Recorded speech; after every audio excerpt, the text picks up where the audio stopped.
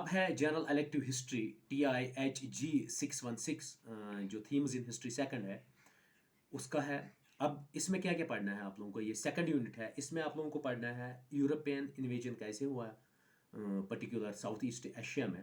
उसके बाद battle of प्लेसे कैसे हुआ, उसके बाद बैटल ऑफ बक्सा कैसे हुआ।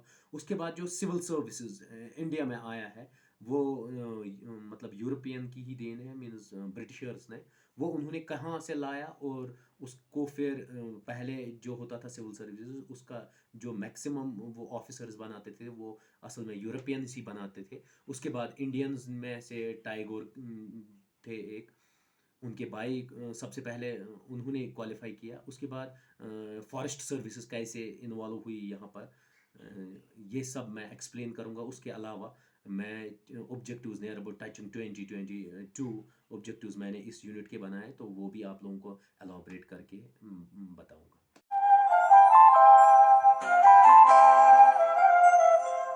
Unit beginning of colonial era in south Asia.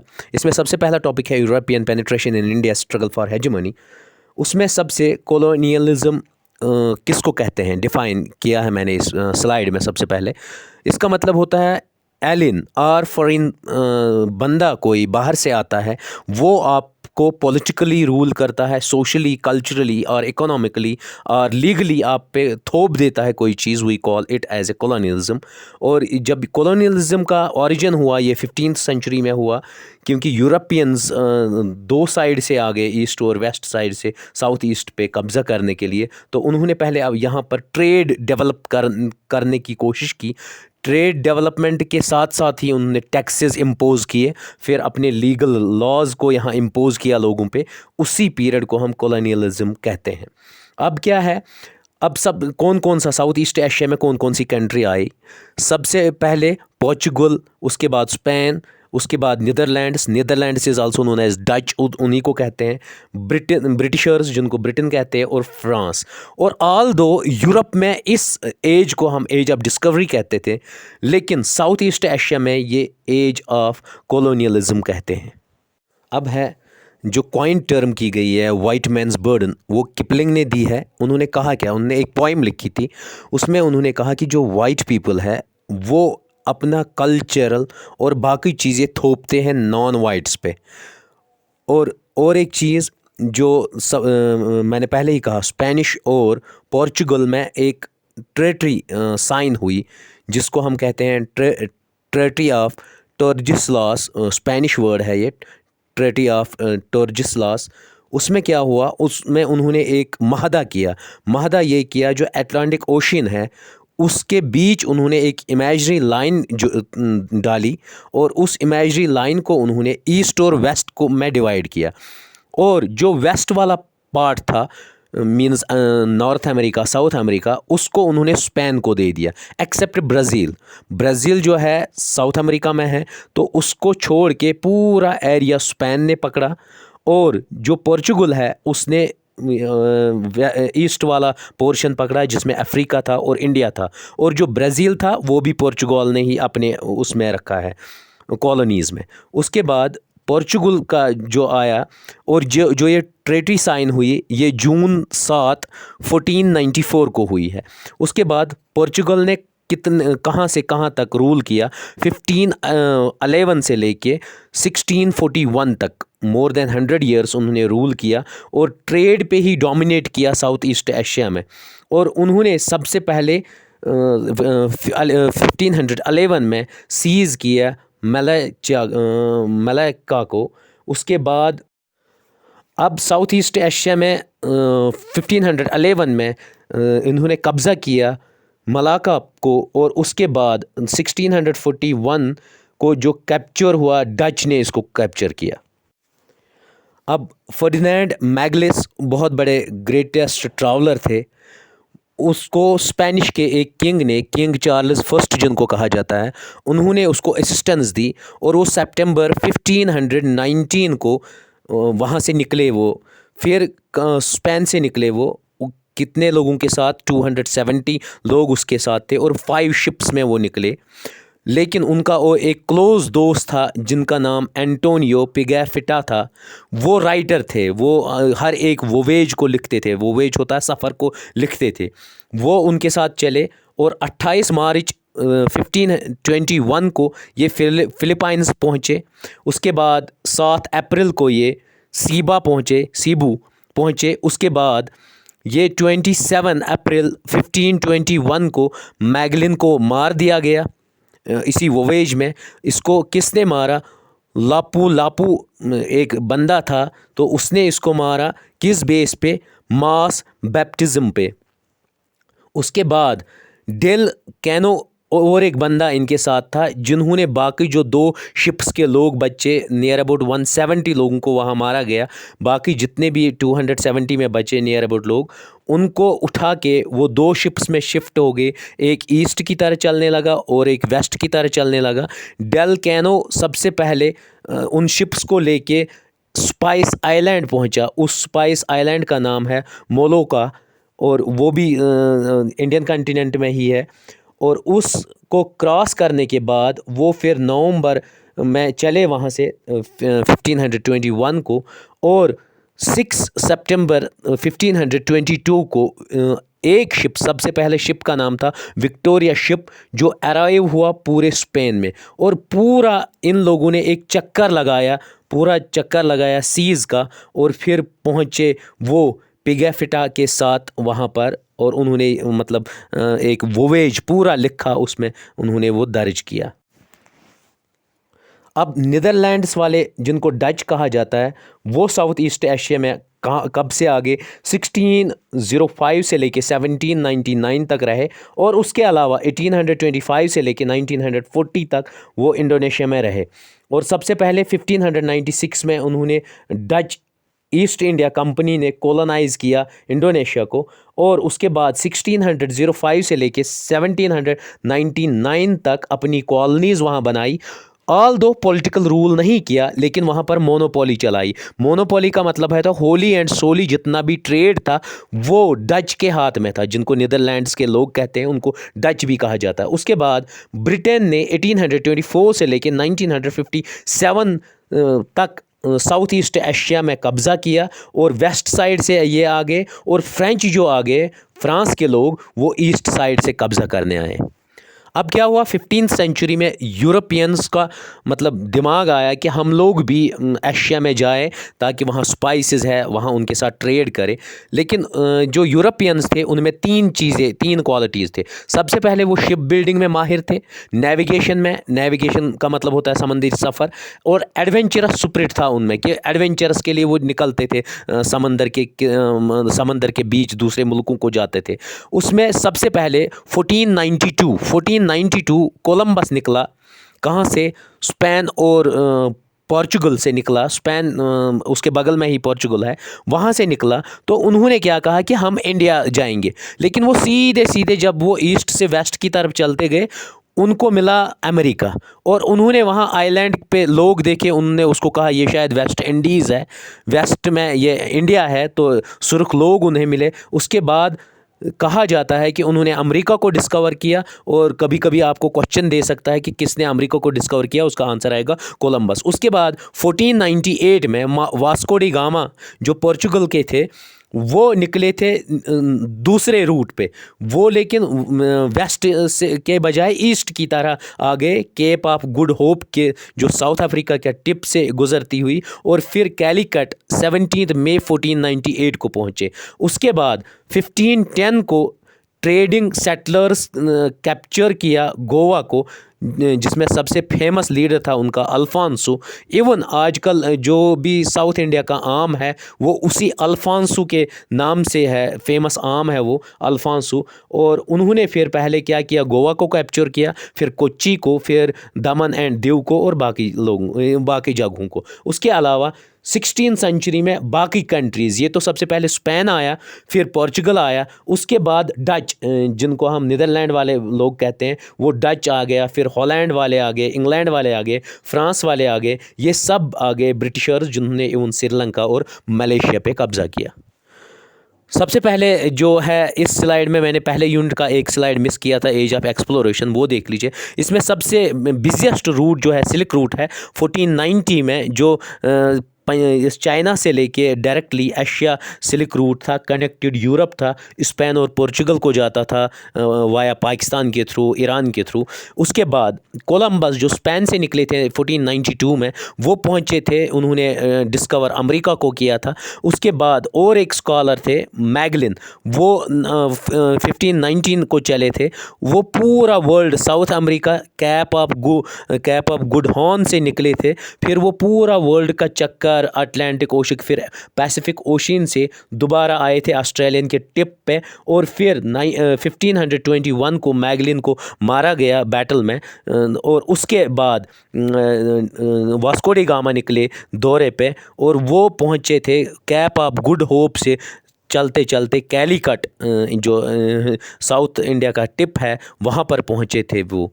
और उसके अलावा बहुत सारे यहाँ पर मैंने रूट्स दिए हैं, इनको आप देख लीजिए, इससे डेफिनेटली कोई ना कोई क्वेश्चन तो आना ही है। अब नेक्स्ट है 1602 में हुआ क्या।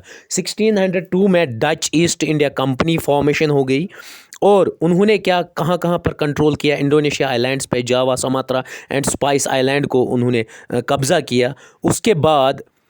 उसके अलावा उन्होंने 1623 को क्या हुआ, डच ने हराया इंग्लिश मीन्स ब्रिटिशर्स को, और एस्टैब्लिश किया ट्रेडिंग डिपोट्स इन कहाँ कहाँ पर, सूरत पे, अहमदाबाद पे, कोचिन पे, पटना और आगरा। उसके बाद 1652 में क्या हो गया, डच ने कन्क्वायर्ड किया श्रीलंका को। पुर्तगाज थे, उनसे उनने, जिनको पोर्चुगल कहते हैं, उनसे उनने श्रीलंका को छीना। उसके बाद ईस्ट इंडिया कंपनी इनकॉर्पोरेट हुई रॉयल चार्टर के साथ 31 दिसंबर 1600 सेंचुरी को, और जिन्होंने एक्सप्लॉयटेशन की, ट्रेड की साउथ ईस्ट एशिया में, इंडिया में, इन्होंने ये किया। उसके बाद 1757 में ब्रिटिश रूल लागू हो गया इंडिया में, बैटल ऑफ प्लेस है जो बंगाल में एक जगह है। अब हुआ सबसे जंग जो जून 23 1757 को हुआ, बैटल ऑफ प्लेसा। ये किस किस के बीच हुआ, ये ब्रिटिश ईस्ट इंडिया कंपनी और नवाब ऑफ बंगाल के बीच हुआ। और इसमें क्या हो गया, इसमें जो ब्रिटिशर्स का हेड था उसको कॉलोनियल रॉबर्ट क्लीव कहा जाता था। और ये जो प्लासा है, ये एक जगह है कैलीकट में, ये गैंज के जो रिवर गैंज है, गंगा जिसको कहते हैं, तो उसी के मतलब कोस्टल रीजन पे ये एक जगह वाक़ा थी। वहाँ पर ये जंग हुई, जहाँ पर ब्रिटिश ईस्ट इंडिया कंपनी के 1000 फौज थे और इंडियंस 2000 थे। उसके अलावा नवाब सिराजुद्दौला बंगाल में 40,000 लोगों के साथ, इवन फ्रेंच के 50 लोग उसके सपोर्टर्स थे। और सिराजुद्दौला इसमें मारा गया, और फिर रिप्लेस किया, ब्रिटिशर्स ने रिप्लेस किसको किया, मीर जाफ़र को। नेक्स्ट बैटल जो हुई, बैटल ऑफ बक्सर, जो अक्टूबर 22 1764 को हुआ। इसमें कौन कौन थे, मीर कासिम ने मदद ली थी शाह आलम सेकंड और सुजादुल्ला से। उसके बाद उन्हें फ़ाइट किसके साथ की, ब्रिटिश आर्मी के साथ, और जिनका हेड उस टाइम मनरू था, हेक्टर मनरू। और जो मीर कासिम था, उन्होंने बैटल लॉस की मीर जाफ़र के अगेंस्ट। उसके बाद ट्रिटी ऑफ इलाहाबाद साइन हुई 1765 में। इस बैटल ऑफ बक्सर के बाद ट्रिटी ऑफ इलाहाबाद साइन हुई है। उसके बाद जो कंपनी ने ले लिया, वो उन्होंने टैक्स मतलब पूरे बंगाल, बिहार, उड़ीसा से कलेक्ट किया और रिटर्न किया 26 लाख रुपीज़ मुग़ल एम्पायर को। जो बैटल ऑफ बक्सर हुआ, उसमें सबसे ज़्यादा जो मीर कासिम थे, वो मोस्ट इन्फ्लुएंशियल और एफिशिएंट, ऑल नवाब, जितने भी नवाब बंगाल में थे, उनमें सबसे मीर कासिम बहुत ही अच्छे थे। और वो अपनी जो सल्तनत है, उन्होंने उसको शिफ्ट किया मुर्शिदाबाद से लेके मंगरेल का तक, ताकि स्ट्रेंथ उनके फ़ौज की बढ़ जाए। अब आप लोगों का लास्ट टॉपिक है colonial structures and institutions with special reference to civil services. Civil services कैसे कैसे ब्रिटिशर्स ने इंट्रोड्यूस किया।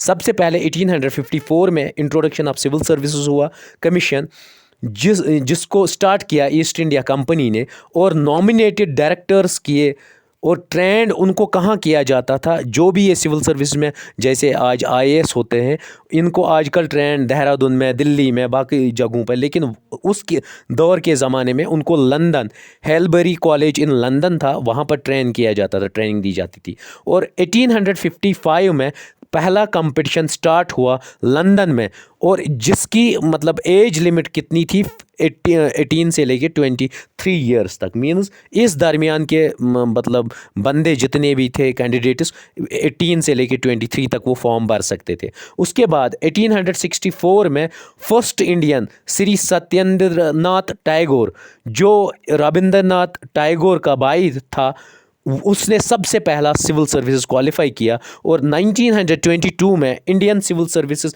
एग्जामिनेशन स्टार्ट हुआ। वर्ल्ड वार के बाद क्या हुआ, ब्रिटेन को बहुत ज़्यादा प्रेशर आ गया, उन्होंने इंडिया में भी Indian civil service exam start किया, जो सबसे पहले सेंटर हुआ करता था इलाहाबाद में, और फिर लेटर वो शिफ्ट हो गया दिल्ली में, और किसके अंडर था, फेडरल पब्लिक सर्विस कमीशन के अंडर। और फिर जो रिफॉर्म्स आ गए, मॉन्टेगो रिफॉर्म्स आ गए, उनकी वजह से इस एग्ज़ाम को फिर शिफ्ट किया गया, और इवन इसमें फिर जो परसेंटेज ऑफ इंडियंस थे उनकी परसेंटेज इंक्रीज़ की गई। जून 1893 को सबसे पहला कंपटीशन हुआ कहाँ पर, इंग्लैंड में, जिसमें 10 टॉप कैंडिडेट्स अपॉइंट किए गए probationary assistant superintendents of police. Means तब के ज़माने में जो जैसे आज आईएएस है, जो टॉप 10 होते थे उनको पुलिस डिपार्टमेंट दिया जाता था। और 1920 को जो कम्पिटिटिव एग्ज़ाम हेल्ड हुआ वो इंग्लैंड में हुआ, और फिर इंडिया में भी हुआ, मींस दोनों जगह 1920 में हुआ ये। टिल 1931 तक 20% शेयर था इंडियन पोस्ट के लिए, मींस अगर उनको एसपी लेने थे पुलिस में तो 20% उनको इंडियन लेने थे, बाकी 80% वो यूरोपियंस लेते थे। और 1939 में डाउनफॉल हो गया अपॉइंटमेंट यूरोपियन कैंडिडेट्स का, क्योंकि वर्ल्ड वार फर्स्ट कंप्लीट हुआ था, सेकंड की तरफ जा रहे थे, इसलिए यूरोपियन कैंडिडेट्स उतने इंटरेस्ट नहीं थे इस एग्ज़ाम में, क्योंकि उनको दूर पड़ता था, यहाँ आना पड़ता था सर्विस के लिए, और जगह जाना पड़ता था। उसके बाद 1864 में फॉरेस्ट डिपार्टमेंट सर्विस स्टार्ट हुए। 1867 से लेके 1885 तक जो भी ट्रेनिंग होती थी वो फ्रांस और जर्मनी में होती थी। 1951 में एक्ट आया इंडियन फॉरेस्ट सर्विसेज, जो स्टार्ट हुआ फिर 1966 में। किस एक्ट के अंडर, 1919 सेक्शन 96C के अंडर एस्टैब्लिश हुआ। किसके under, royal commission, service commission formed by royal commission, और उसको और एक नाम से जाना जाता है जिसको ली कमीशन कहते हैं। 1 अप्रैल 1937 को पब्लिक सर्विस कमीशन एग्जिस्टेंस में आ गया, जिसका तब नाम था फेडरल पब्लिक सर्विस, और 26 जनवरी 1950 को फेडरल पब्लिक सर्विस चेंज हो गया उसका नाम यूनियन पब्लिक सर्विस कमीशन। लेकिन किस क्लास के under, class 1 of article 378 of constitution of India. में आपके objectives, objective number 1, the first Mysore war fight between the British and Hyder Ali, उसको हम, उसमें एक ट्रीटी आई थी, उसको कहते हैं treaty of Madras. Question number 2, the British government intervened in the affairs of company, वो उसको कहते हैं रेगुलेशन एक्ट। उसके बाद question number 3, the treaty between Ranjit Singh and the Britishers was signed in, उसको कहते हैं अमृतसर में वो साइन हुई। इंडियन म्यूटिनी बिगेन इन 1857 में हुई। Question number 5, British Crown assumed sovereignty over India from East India Company in the year 1858 में हुआ। The Vernacular Press Act was, वो लॉर्ड रिपिन ने दिया था। क्वेश्चन नंबर 7 है, विच चार्टर एक्ट के अंडर इंडियन ईस्ट कंपनी ने monopoly China के साथ की, वो चार्टर एक्ट 1813 का था। Question number 7, which of the following is among the reasons where the Britishers had first set up trading posts, तो वो गोवा में सबसे पहले किया उन्होंने। In 1650 Gabriel an employ of the company obtained A licence, वो उसने बंगाल से लाइसेंस हासिल की। Question number 10, the 7 years war between 1756 to 1763 result in the defeat of French forces को डिफीट हुई थी। उसके बाद question number 11, the East India company held taken Mumbai from, उसने चार्लीज सेकंड से ये लिया था। उसके बाद question number 12, the united East Indian company refers to the company in India formed by the, ये डच ने बनाई थी। अब 1951 एक्ट इंडियन फॉरेस्ट सर्विस जो स्टार्ट हुआ 1966 में हुआ। Question number 14, federal public service commission known as union public service commission, वो किस आर्टिकल में आता है? आर्टिकल 378 में आता है। In battle of Buxar 1964 Mir Qasim combined with किस के साथ? वो शाह आलम सेकंड और सजीदुल्लाह के साथ। Both A and B answer आएगा। Question number 16, in battle of Buxar Britisher company was headed by, वो मनरू के उसमें अंडर में थी, मनरू। उसके बाद question number 17, who was governor of Bengal during battle of Buxar, तो मीर कासिम थे वहाँ के गवर्नर। उसके बाद during battle of Plassey Nawab Sirajuddaulah was supported by, French forces ने उनको सपोर्ट किया। क्वेश्चन नंबर 18 का A part. Question number 19, under the government of India act 1858 के अंडर उन्होंने ब्रिटिश क्राउन को एज्यूम किया administration in India, new British राज में। Question number 20, age of discovery in Europe and age of colonialism in South east Asia में दोनों चीज़ें हुई थी। एज ऑफ डिस्कवरी यूरोप में हुई थी, age of colonialism south east Asia में हुआ था। Magellan assisted for expedition, kings Charles first ने इसको असिस्टेंस दी, उसको पैसे दिए और उसको खर्चा दिया एक्सपेडिशन के लिए। उसके बाद question number 22, the term office fixed by regulation act for governor, वो 5 सालों के लिए होता है। Which is known as spice island, Molucca को स्पाइस ऑफ आइलैंड कहते हैं जो साउथ ईस्ट एशिया में है। उसके बाद who killed Magellan during expedition, उसको लापू ने मारा। Question number 25, treaty of Allahabad was signed in 1765 answer है इसका। Who first succeeded in qualifying civil services, Rabindranath Tagore के भाई जिनका नाम सत्येंद्र टैगोर था, ए पार्ट आंसर आएगा। The first civil service examination held in, वो पहले इलाहाबाद में होता था फिर दिल्ली में शिफ्ट हुआ। Question number 28, the battle of plaza fight in, वो 1757 में हुआ। इन battle of plaza east Indian company वो हेड की थी रॉबर्ट क्लेव ने, कॉलोनल रॉबर्ट क्लेव। उसके बाद who was killed in the battle of Plassey, Nawab Siraj-ud-Daulah.